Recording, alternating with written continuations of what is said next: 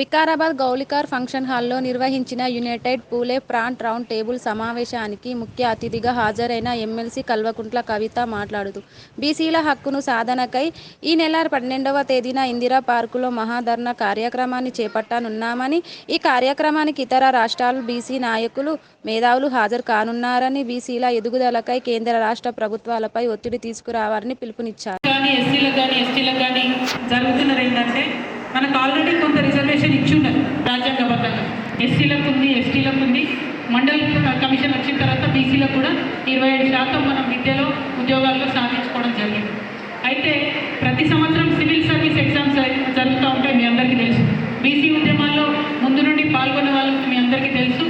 మన నాయకులు, గొప్ప నాయకులు కాంశీరామ్ గారు లాంటి వాళ్ళు ఒక స్టేట్మెంట్ ఇచ్చేవాళ్ళు. ఏంటది?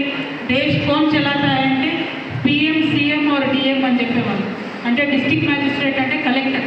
ఆ కలెక్టర్లు, ఐఏఎస్లు, ఐపీఎస్లు చేసేటటువంటి పరీక్షలు ఏవైతే ఉంటాయో సివిల్ సర్వీసెస్, ఆ యూపీఎస్సీ ఎగ్జామ్స్లో మన రాజ్యసభలో ఈ కేంద్ర ప్రభుత్వం ఒక జవాబు ఇచ్చింది. అదేంటిది అంటే 2018 నుండి ఇప్పటి వరకు అయినటువంటి యూపీఎస్సీ ఎగ్జామ్లో సెలెక్ట్ అయినటువంటి మొత్తం విద్యార్థుల సంఖ్య 4365. 4365 మంది విద్యార్థులు సివిల్ సర్వీస్ పరీక్షల్లో సెలెక్ట్ అయ్యారు. అంటే దాంట్లో దామాషం ప్రకారం 27% మంది మన బీసీలకు అవకాశం వచ్చి ఉండాలి. కానీ ఇన్ని సంవత్సరాల్లో జరిగినటువంటి మొత్తం ఈ పరీక్షలలో ఎస్సీ, ఎస్టీ, బీసీ ముగ్గురు కూడా కలిసి 1195 మంది మాత్రమే సెలెక్ట్ అయ్యారు. అంటే ఈ ముగ్గురికి కలిపి ఓన్లీ 27% మంది మాత్రమే ఎస్సీ, ఎస్టీ, బీసీ పిల్లలు కలెక్టర్ లైన్లు, ఐఏఎస్ లైన్, ఐపీఎస్ లైన్లు, ఐఎఫ్ఎస్ లైన్లు ఇట్లాంటి వాటిని సెలెక్ట్ అయ్యారు. అంటే మరి మిగతా లాస్ అయిన పర్సెంటేజ్ 23% లాస్ అయిన పర్సెంటేజ్ ఎటుపోయిందంటే జనరల్ కేటగిరీలోకి వెళ్ళిపోయింది. ఆల్రెడీ మనకు రాజ్యాంగం ఇచ్చినటువంటి హక్కుల్ని కూడా మనం నిలబెట్టుకోలేకపోతా ఉన్నాం, పరిపూర్ణం చేసుకోలేకపోతా ఉన్నాం. ఈ విషయాన్ని మీ అందరి దృష్టికి తెచ్చేది ఎందుకంటే కొత్త హక్కులు అడుగుతాం, కానీ అడిగే ముందు ఉన్నటువంటి హక్కులను కూడా కాపాడుకోవడానికి ఉద్యమించాల్సినటువంటి అవసరం ఉందని మీ దృష్టికి తీసుకురావడానికే ఈ నంబర్ మీకు చెప్పడం జరిగింది. వికారాబాద్లో ఉండేటటువంటి బీసీ విద్యార్థులకి, బీసీ మేధావులకి, బీసీ టీచర్లకి, బుద్ధిజీవులందరికీ కూడా నేను రిక్వెస్ట్ చేస్తూ ఉన్నాను. ఉన్నటువంటి హక్కుల్ని కాపాడుకోవడానికి కూడా మీరు మీ కళాల్ని చూపించాల్సినటువంటి సమయం వచ్చింది. ఒకటే చెప్తారన్నా, ఇటువంటి ఉద్యమాలలో, తెలంగాణ ఉద్యమంలో కూడా మనం అదే చేసినాం. Read, right and fight. చదువుకోవాలి, మనం చదివింది మనకు తెలిసింది 10 మందికి చెప్పాలి, తర్వాత కొట్లాడాలి.